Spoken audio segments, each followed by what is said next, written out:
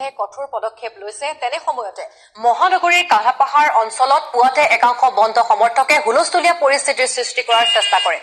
যান বাহন চলাচলত বাধাৰ সৃষ্টি কৰাৰ লগতে বাহনৰ চাবিও কাঢ়ি নিয়ে উদণ্ড বন্ধ সমৰ্থকে। ইয়াৰ মাজতে এজন বন্ধ সমৰ্থকৰ এনে পৰোচনামূলক মন্তব্য শুনক এইজনৰ ভাষ্য।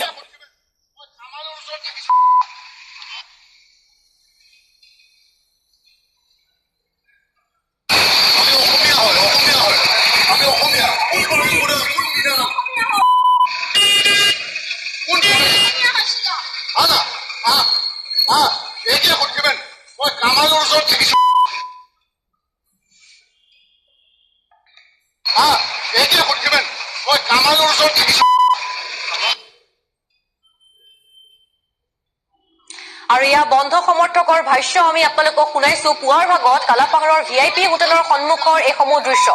শেহতীয়াকৈ অৱশ্যে ফটাশিল আৰক্ষীয়ে এইজন ব্যক্তিক আটক কৰিছে, এইজন বন্ধ সমৰ্থকক আটক কৰিছে। পুৱাৰ ভাগত কালাপাহাৰ অঞ্চলত এনেধৰণৰ এক পৰিস্থিতিৰ উদ্ভৱ হৈছিল।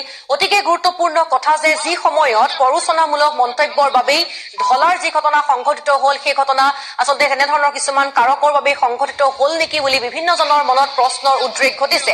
সেইখিনি সময়ত সকলো দল সংগঠনকে বাৰে বাৰে আহ্বান জনোৱা হৈছে বা সংগঠনসমূহৰ ফালৰ পৰা কোৱা হৈছে যে সংগঠনৰ সদস্যসকলে বিশেষকৈ যিকোনো ধৰণৰ মন্তব্য কৰাৰ সময়ত সচেতন হোৱাৰ প্ৰয়োজন, সংযম হোৱাৰ প্ৰয়োজন, কাৰণ তেনেধৰণৰ মন্তব্যই পৰিস্থিতি আৰু অধিক অৱনতি ঘটাব পাৰে। কিন্তু এইখিনি মুহূৰ্তত তেনেধৰণৰ এটা ঘটনা ঘটি যোৱাৰ পিছতো এইসকল লোক কিন্তু অলপো সংযম হোৱা দেখিবলৈ পোৱা নাই।